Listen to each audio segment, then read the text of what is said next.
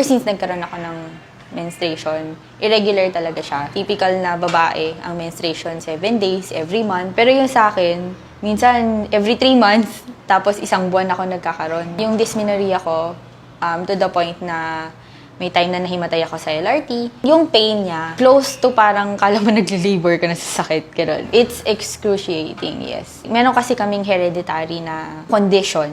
It's called PCOS. Nung time na na-diagnose ako noon, nagsiscroll lang ako sa Facebook. Tapos may nakita kong friend na nag-post about sa dysmenorrhea niya, na talaga daw na nakatulong. Tinanong ko kung ano ba yun. I tried it.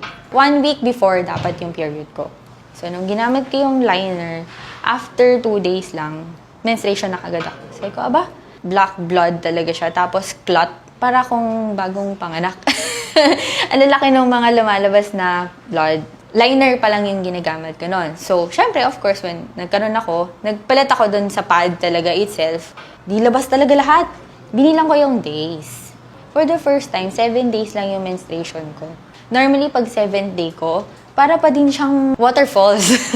First time yon na hindi ako nakaramdam ng dysmenorrhea. Biro mo, napkin lang yun. Hindi mo akalain na ganun yung mababago niya. Very life-changing siya.